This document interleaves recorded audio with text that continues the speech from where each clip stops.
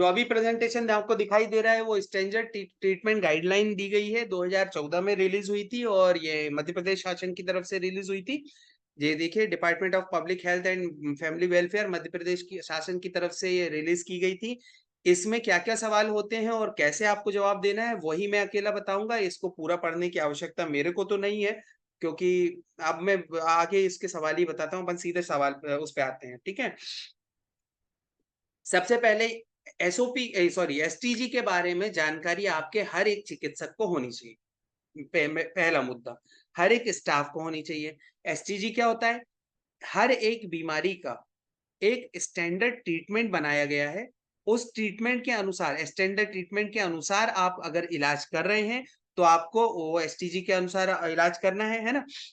तो वो एसटीजी हर इस वाली गाइडलाइन में, स्टैंडर्ड ट्रीटमेंट गाइडलाइन में हर एक बीमारी का एक स्टैंडर्ड ट्रीटमेंट दिया गया है। अपन एक एग्जांपल लेके भी देखेंगे। अब दूसरी चीज, मेन मुद्दा ये है, ऐसी की ऐसी किताब जो कि 663 पेज की है, 663 पेज की है, एक निकाल के आपने मुझे दिखा दी, मैं आपके यहाँ पे असेसमेंट करने आया और एक टेबल पे रख दी कि देखिए सर हमारे पास एसटीजी है, तो मैं उससे नंबर नहीं दूंगा। क्यों? क्योंकि आपके पास में एक कॉपी है और उसके बारे में आपके चिकित्सकों को नहीं पता है, आपके नर्सिंग ऑफिसर को नहीं पता है और आप एसटीजी के बारे में बिल्कुल नहीं जानते हैं। यदि मैं होऊंगा तो मैं बिल्कुल नंबर नहीं दूंगा, क्योंकि इसमें क्या करना चाहिए, हमें ये करना चाहिए अलग अलग डिपार्टमेंट वाइज करनी चाहिए इसको। ये सॉफ्ट कॉपी में हमारे पास है। आप इमरजेंसी डिपार्टमेंट में केवल वो दवाई, वो ट्रीटमेंट को उपलब्ध करवाइए, जैसे कि यहाँ पर इमरजेंसी डिपार्टमेंट में क्या क्या इलाज होता है। कार्डियोपल्मोनरी रिसक्सिटेशन होगा, एनाफाइलेक्सिस होगा, बर्न होगा, शॉक होगा, फ्लूइड का इलेक्ट्रोलाइट इम्बैलेंस होगा, ये सारी चीजों का इलाज आपका इमरजेंसी में होगा। तो आप इमरजेंसी डिपार्टमेंट के हेड से पूछ लीजिए, चिकित्सक से पूछ लीजिए कि आप यहाँ पर क्या क्या इलाज करते हैं। उसका ट्रीटमेंट यहां से कॉपी करके उनको प्रिंट निकालकर केवल फाइल बनाकर या फिर उसके कवर के साथ में बाइंड करवा के आप उनको केवल यही पोर्शन उपलब्ध करवाइए। आप इमरजेंसी डिपार्टमेंट में डिलीवरी का प्रोसीजर रख देंगे तो वो उनके किसी काम का नहीं है। इतनी मोटी फाइल देख के, इतनी मोटी किताब देख के वो पढ़ेंगे भी नहीं।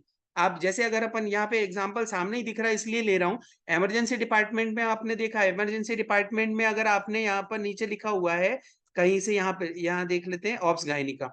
ऑब्स गायनिका यहाँ पे नॉर्मल प्रेगनेंसी या प्री कॉन्ट्रासेप्टिव, ये सारी चीजें, नॉर्मल लेबर का ट्रीटमेंट, नॉर्मल लेबर में आपको क्या क्या करना है या सी सेक्शन में आपको क्या करना है, कौन सी दवाई देना है, क्या प्रोसीजर करना है, वो सारा का सारा डिटेल आपने अगर यहाँ पर इमरजेंसी डिपार्टमेंट में रख के रखा है तो वो आपके किसी काम का नहीं है। सामने वाला चिकित्सक उसको जीवन में हाथ भी नहीं लगाएगा। 640 पेज का दिन भर काम भी करे और इतना पढ़े भी, वो उसके मतलब का नहीं है।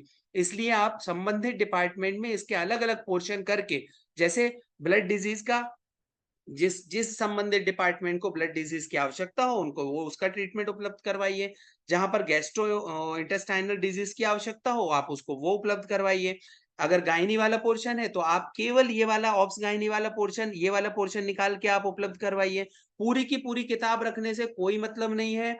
और सबको जानकारी दीजिए, अलग अलग उनको हाथ में दे के उनको। और पीडियाट्रिक डिपार्टमेंट है जैसे, तो पीडियाट्रिक कंडीशंस क्या क्या होती है वहां पर उनको ये वाला पोर्शन उपलब्ध करवाइए। 506 से पेज नंबर से 567 पेज नंबर तक ये पोर्शन उपलब्ध करवा दीजिए।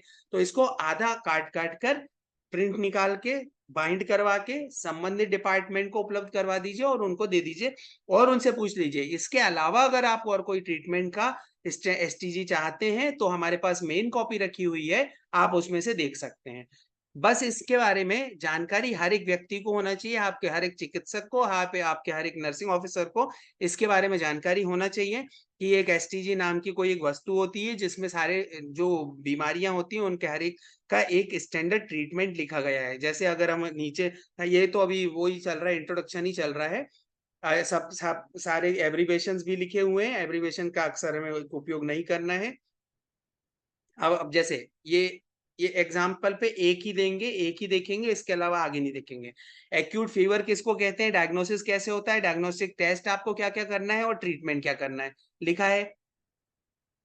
फिर आपको नेजोफेरिंजियल में क्या क्या देना है, नेजोकोमियल इन्फेक्शन में क्या देना है, सबकी एंटीबायोटिक लिखी है और कौन सी आपको एंटीपायरेटिक देना है, कौन सी दवाई देना है, आउटकम कैसे निकलेगा, हर एक चीज लिखा हुआ है इसमें। पेशेंट का, जो पेशेंट को क्या समझाना है, हर देखिए हर एक चीज लिखा है, फिर उसी में फीवर में ही अगर बच्चे को हो तो क्या होना वो रहेगा, कितनी कंडीशन रहेगी, उसको कितनी कौन सी दवाई किस डोज में देना है, बिल्कुल साफ साफ तरीके से इसमें लिखा जाता है। बस मैं इसमें यही समझाना चाहता था, पूरी की पूरी गाइडलाइन निकाल के प्रिंट रखने से कोई फायदा नहीं है। आप संबंधित चिकित्सक को जो जो डिपार्टमेंट है उस डिपार्टमेंट में केवल उसका वाला पोर्शन उपलब्ध करवाइए, पूरा का पूरा वो पोर्शन उपलब्ध मत करवाइए। तो आज हमने देखा एसओपी, एसओपी का full form standard operating procedure, जो जो काम हम करते हैं वही चीजों को किताब में रख के लिख दिया है, या फिर हमारे संस्था प्रभारी का आदेश है कि हम ये काम हम करेंगे। जैसे एडमिशन कौन करेगा, डिलीवरी कौन करवाएगा, इंजेक्शन कौन लगाएगा, पेशेंट को स्ट्रेचर पे कौन लेटा के शिफ्ट करवाएगा, पेशेंट को डिस्चार्ज कौन बना के देगा, डिस्चार्ज कौन बनवाने जाएगा, साइन कौन करवाने जाएगा, फिर उसके बाद कचरा कौन उठाएगा, पोछा कौन लगाएगा, ये सारी चीजें उसमें लिखी हुई होना चाहिए। तो वो हो गया अपना एसओपी। और ट्रीटमेंट के अकॉर्डिंग हमने देखा STG, standard treatment guideline. Standard treatment guideline के अंदर संबंधित व्यक्ति को ही संबंधित पोर्शन उठा के दें, वो पूरा का पूरा किताब ना दें। पीडियाट्रिशियन को गायनी वाले पोर्शन से कोई मतलब नहीं है, तो वो उनको देने से कोई मतलब, फालतू का मेहनत मत करो। और वो फिर अगर वो दुरुपयोग भी होगा फिर वो पढ़ेंगे भी नहीं। उनको छोटी सी पतली 4 पेज की कॉपी दे दोगे ना, पीडियाट डिपार्टमेंट में इतनी बीमारियां हैं, तो को आप एसटीजी के अनुसार करें तो कभी कभी उनका मन लगेगा, या जब भी पेशेंट नहीं आएगा ना वहां पे बैठे रहेंगे तो वो पलट के देख लेंगे। हर एक चिकित्सक के टेबल पर उनसे संबंधित बीमारियों की एसटीजी उपलब्ध होना चाहिए। हर एक नर्सिंग ऑफिसर को पता होना चाहिए कि एसटीजी के अनुसार एसटीजी क्या होता है, स्टैंडर्ड ट्रीटमेंट गाइडलाइन क्या होता है, और उसके अनुसार हम ट्रीटमेंट कर रहे हैं या नहीं कर रहे हैं। ठीक है। इसके अलावा एक और होता है एंटीबायोटिक पॉलिसी। एंटीबायोटिक पॉलिसी आपके साथ अलग अलग संस्थानों की अलग अलग बनी होती है, उसके बारे में मैं नेक्स्ट क्लास में पढ़ाऊंगा। ठीक है। मेरी तरफ से आज के लिए सफिशिएंट है। धन्यवाद। अगर किसी को कोई सवाल पूछना हो तो पूछ सकते हैं। हेलो। हाँ, सर ये गाइडलाइन हम लोगों को कब तक अवेलेबल होगी? मैं अभी 10 मिनट में इसको व्हाट्सएप पे भेज दे रहा हूँ। Okay, thank you sir. Okay. और किसी को कुछ पूछना है? सर एसओपी डीडीसी के लिए भी अवेलेबल है क्या? मैंने ये क्वेश्चन पहले भी अमृता मैडम से पूछा बिल्कुल था कि डीडीसी, डीडीसी मैं के मैं लिए। मैं बता रहा हूँ, मैं बता रहा हूँ। जो एसओपी में अब आपको वही लगाऊंगा, डीडीसी वाली ही लगाता हूँ मैं, है ना।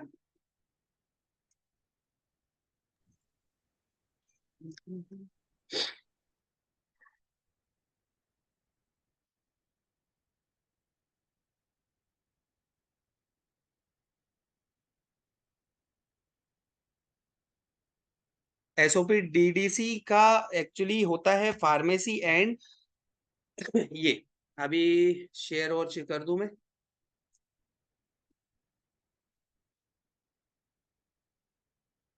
मेरे पे से ही घूम गया, ये रहा।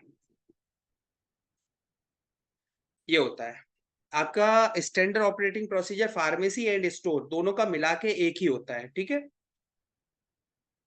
ओके ये सर। है आपकी एसओपी। इसमें दोनों आ जाएंगे, स्टोर एंड फार्मेसी, मतलब ड्रग दवा वितरण केंद्र, डीडीसी एंड स्टोर दोनों इसमें आ रहेंगे। इनका दोनों का इंचार्ज एक ही रहेगा। पूरा का पूरा ऑर्गेनोग्राम और सारी चीजें, कौन सी दवाई कहाँ रखना है, किस प्रकार से रखना है। अच्छा, इसकी चेकलिस्ट भी सेम है। डीडीसी स्टोर की एंड फार्मेसी की चेकलिस्ट भी सेम है, और इसकी एसओपी भी सेम है। ठीक है। Okay sir. हाँ, थैंक यू ये सर। लगा दी। हाँ, ये मैं आप ये इस वाले एसओपी को ग्रुप पे डालने का कोई मतलब नहीं है। जब हम आपको हिंदी में उपलब्ध करवा रहे हैं, उसके लिए आप थोड़ा सा 1 हफ्ते का और वेट कर लीजिए। 1 हफ्ते में हम आपको जो मैंने आपको अभी सैंपल कॉपी दिखाई थी वो वाला उपलब्ध करवा देंगे। ठीक है। तो आप इसको मैं सर एक बार हाँ बोलिए। इंग्लिश में आप अवेलेबल करा दीजिएगा तो हम उसमें देख लेंगे, कोई चेंजेस होंगे तो हम आपको इंटीमेट कर देंगे, तो हिंदी में चेंज करें तो उसके हिसाब से कर लीजिएगा। तो फिर मैं अभी आपको ये सेंड कर ही देता हूँ। ठीक है। Thank you so much sir. Okay. हाँ नीलिमा जी। सर जैसे फार्मेसी का अलग से एसओपी बन रहा है, तो सर वैसे लैब का भी अलग बनेगा, वार्ड का भी अलग बनेगा, और बिल्कुल है, मेटर्निटी वार्ड का भी? बिल्कुल है, बिल्कुल है। Okay okay, thank you sir. देखिए अब मैं एक एक और शो कर रहा हूँ, 1 सेकेंड ना। सर प्लीज सर लैब का बता दीजिए सर। मैं अभी अभी आपको, अच्छा आप चाहेंगे तो मैं सारे ही शो कर दूंगा, मेरे को ऐसा कोई दिक्कत नहीं है। जी जी एक जी। टोटल डिस्ट्रिक्ट हॉस्पिटल में 18 डिपार्टमेंट में, ये आपको दिख रहे होंगे, शो हो रहे होंगे, दो ये हिंदी वाले हम लोगों ने सेव करके रखे, शो हो रहा है ना मेरा स्क्रीन शो हो रहा है? हाँ सर हो रहा हाँ है। सर हो रहा है। हाँ, तो हमारे डिस्ट्रिक्ट हॉस्पिटल में, जिला अस्पताल में जो है वो इतने एसओपी हैं, इतने ही आपके चेकलिस्ट हैं, टोटल 19 डिपार्टमेंट है। 19 डिपार्टमेंट के सबके अलग अलग एसओपी हैं, और सभी का हिंदी वर्जन हम लोगों ने इसमें अलग करके रखा है। तो एसओपी काय काय का रखा है, एक्सीडेंट इमरजेंसी का अलग रहेगा, मर्चुरी का अलग रहेगा, एडमिन का अलग रहेगा, एक्सॉलरी सर्विस का अलग, ब्लड बैंक अलग, आईसीयू अलग, आईपीडी अलग, लैब का अलग रहेगा। ये लैब का मैनुअल लिखा हुआ है, लेकिन ये है वही। लैब का अलग रहेगा, फिर लेबर रूम का अलग, मैटरनिटी वार्ड का अलग, NRC, operation theatre, OPD, out patient department, PP unit, paediatric department, pharmacy store, SNCU, radiology department, कुल मिला के 19 है शायद। ठीक है, तो 19 एसओपी अलग अलग रहेंगे। ठीक है, ठीक सर। अगर आप कहें तो फिर मैं ये अभी आपको ग्रुप में डाल देता हूँ, मुझे कोई दिक्कत नहीं है, इंग्लिश में डाल देता हूँ। और अगर आप कहें तो फिर मैं इसको ट्रांसलेट करके हमारे जो हम लोग चाह रहे हैं वैसा करके और फिर आपको भेज दें। आप जैसा कहेंगे, हमें कोई दिक्कत नहीं, उसको मेरे पास रखा रहेगा, तो आप बोलेंगे तो मैं अभी डाल दूंगा, 10 मिनट लगेगा, अभी भेज दूंगा। या फिर हम ऐसा बना के भेज दें, ये एक तरफ हिंदी रहे, ये तो हम करेंगे ही, क्योंकि हर एक व्यक्ति नहीं उसमें सक्षम होता है कि उसको पूरा पढ़ पाए, इसलिए ये तो हम कर ही रहे हैं। अगर आपको चाहिए इंग्लिश में तो मैं अभी सेंड कर दूंगा। बताइए, भेज दूं ग्रुप में सारे? जी सर सर भेज अभी आप दीजिए। इंग्लिश वाला भेज दीजिए सर, जब बाद में उसका ट्रांसलेट कर देंगे तो बाद में नेक्स्ट टाइम वो भी सेंड कर दीजिएगा। ठीक है, तो मैं सारे के सारे 19 एसओपी एक साथ भेज रहा हूँ आपके सारे ग्रुपों पे। आप आपसे संबंधित एसओपी आप निकाल लेना, उसमें जो भी परिवर्तन करना हो वो कर लेना। ठीक है सर ग्रुप में हम सिर्फ इंग्लिश वाले ही शेयर करेंगे सर, हमने बहुत मेहनत से बनाया, उसकी सिर्फ हार्ड कॉपी डिपार्टमेंट्स में अवेलेबल करेंगे सर। बिल्कुल बिल्कुल मैम, बिल्कुल बिल्कुल श्योर।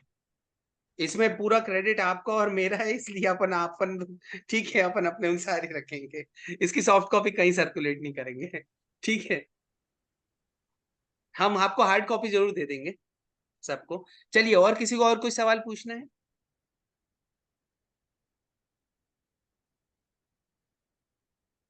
किसी को और कुछ डाउट है?